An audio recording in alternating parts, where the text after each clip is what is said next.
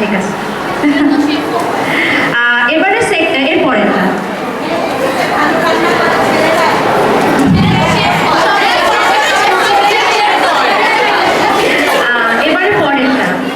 বাড়ির সন্তানদের ও বৃদ্ধদের দেখাশোনার মূল দায়ভার মেয়েদের, আর আয় রোজগার করার মূল দায়িত্ব ছেলেদের। যারা একমত না তারা এদিকে আসবে। তোমরা সবাই সবাইকে দেখে করো না, যে নিজের নিজের ডিসিশন, নিজের ওপিনিয়নে কনফিডেন্স থাকো, ঠিক আছে? আচ্ছা, এবারে পরেরটা একটু মনোযোগ দিয়ে শোনো। কিছু কিছু চাকরি যেমন পুলিশ, সেনাবাহিনী ইত্যাদি শুধু ছেলেদেরই হওয়া উচিত, কারণ মেয়েরা এগুলো ভালো করে করতে পারে না। যারা একমত না তারা এগিয়ে আসবে।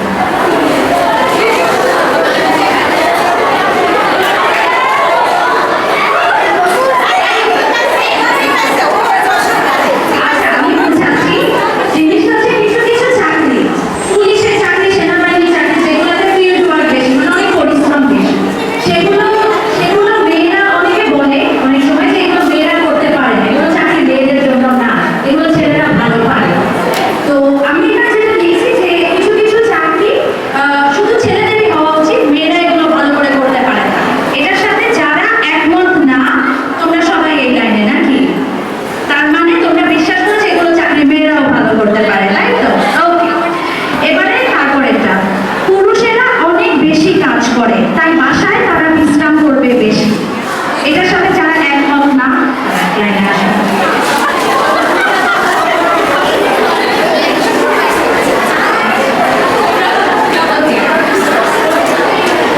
আচ্ছা, এবারে শেষ প্রশ্ন। একটি মেয়ে, এক্সকিউজ মি, শোনো আমার কথা মনোযোগ দিয়ে। একটি মেয়ে মা হতে চলেছে, মানে প্রেগনেন্ট, তো তাকে সেজন্য চাকরি দেওয়া যাবে না, অথবা চাকরি দিলেও তাকে ছেলেদের থেকে কম বেতন দিতে হবে, কারণ সে কাজ কম করবে। যারা এটার সাথে একমত না তারা এগিয়ে আসবে।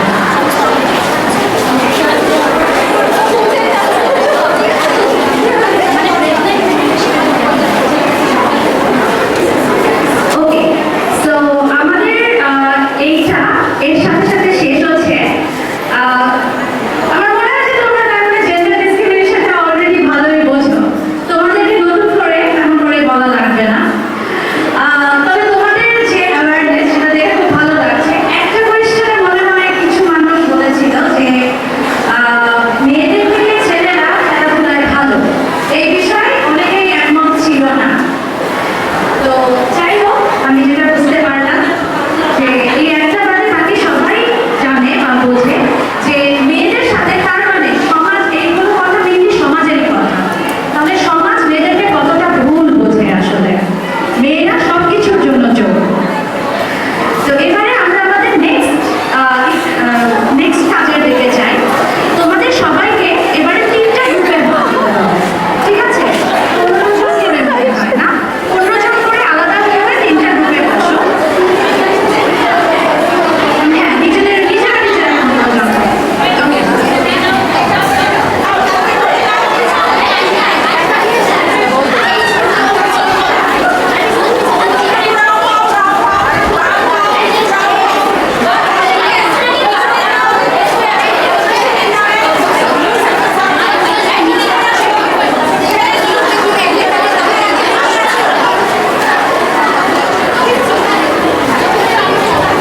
ওকে, তো তোমরা সবাই 3টা গ্রুপে ভাগ হয়ে গেছো, আর তোমরা হলুদ কাগজ, গোলাপি কাগজ আর নীল কাগজ পেয়েছো।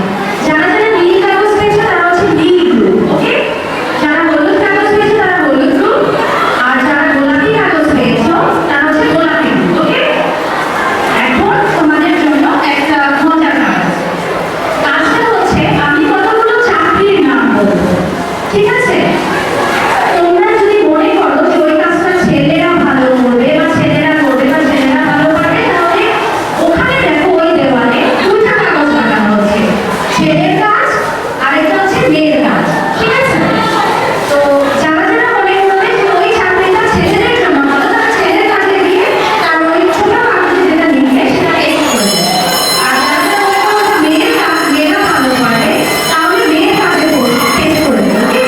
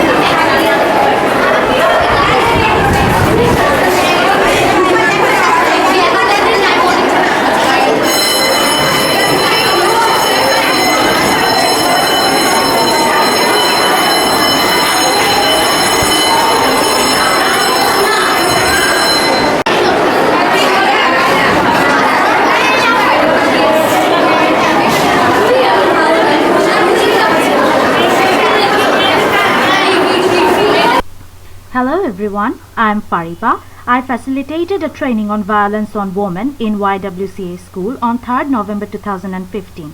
45 young girls attended and learned how to fight gender discrimination and violence on women. Thanks to Bangladesh Girl Guides Association for giving me the chance, and thanks to all of you for watching this video.